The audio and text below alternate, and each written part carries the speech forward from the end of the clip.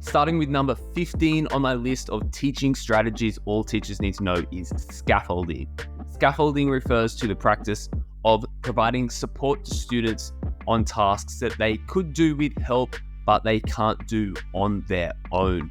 The idea is that the teacher will give support to the students and then slowly remove it as the students increase their capacity, their ability to do the task, until finally the students don't need any scaffolding at all and they'll be able to do the task on their own.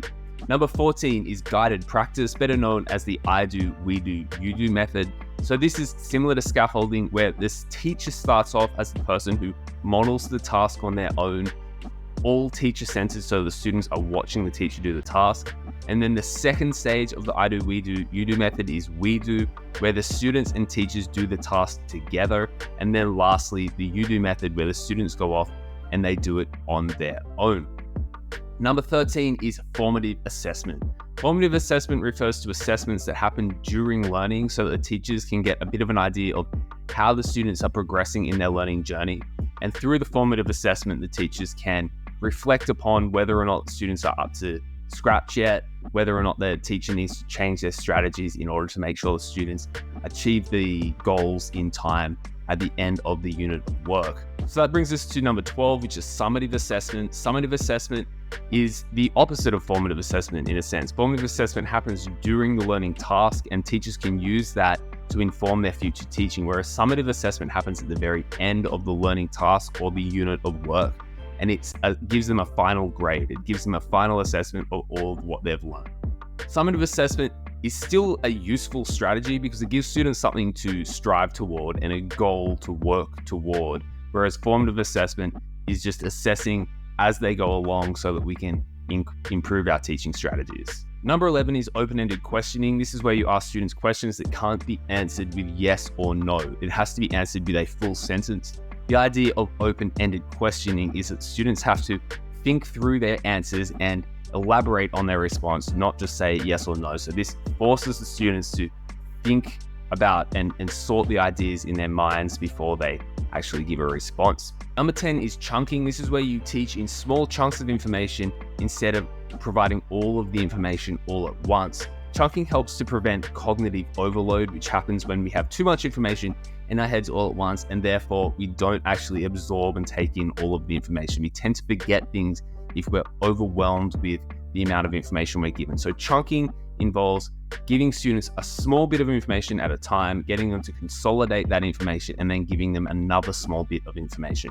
Number 9 is rote memorization. So this is one that's not very popular if you talk to sort of university professors in education departments like myself, but it is still a very useful strategy. Sometimes we do need to memorize things. Take, for example, your times tables. If you didn't actually memorize your times tables, you would find it very difficult to do higher order math tasks because you'd be spending all your time sitting down trying to figure out what 5 times 5 is instead of doing the higher order things like algebra and whatnot. So rote memorization is very useful as long as the students understand the concept before they memorize the concept. Number 8 is spaced repetition. This involves returning to a topic over time in order to prevent students' memory loss. So usually with spaced repetition, we'll return to the topic maybe once every second day, then once every third day, and then once a week, and then once a month, and so forth. So the idea is to just continue to return to a task over time so that students consolidate that information and they don't forget. Typically, we'll do this by assigning homework to students where some of the homework will be current for the current topic that's being assessed, but some of the homework will be revision homework for previous tasks that we've done. Number 7 is flipped instruction. This involves giving students homework that is not practice tasks, but actually watching videos or reading books or learning about the topic so that when they come to school, they do the practice tasks at school. So it flips homework and school time. The idea is this increases the amount of school time in which students can practice with the teacher's guidance. So it maximizes student-teacher interaction and minimizes the amount of time in the classroom that just involves the teacher standing in front of the class and giving information.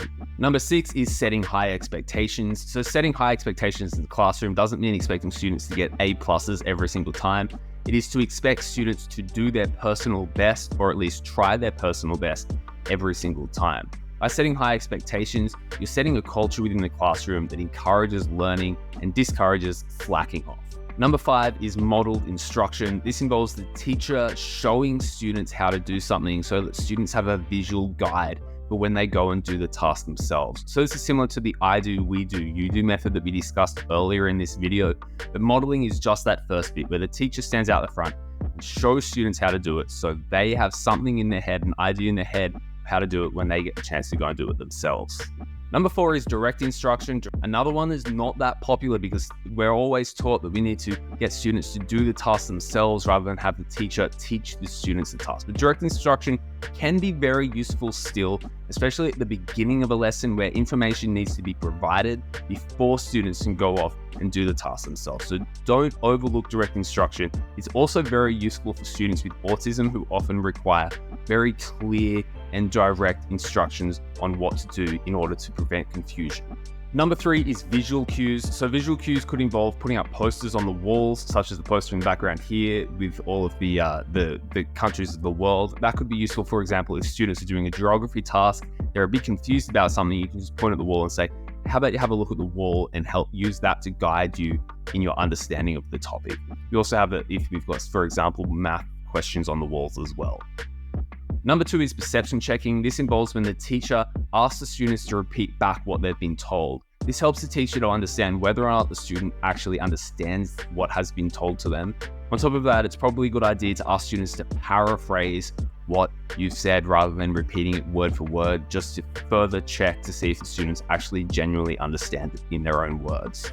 And number 1 is making intentional mistakes. So this will often happen, for example, if a teacher is writing on the whiteboard in front of the classroom and they'll make a spelling mistake, hoping that the students will identify that mistake in order for the students to sort of come back and fill in the gaps and say, hey, look, you missed this point.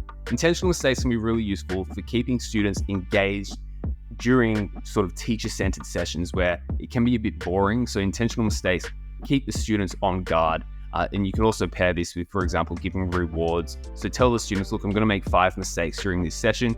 Everyone who identifies a mistake will get some sort of a reward.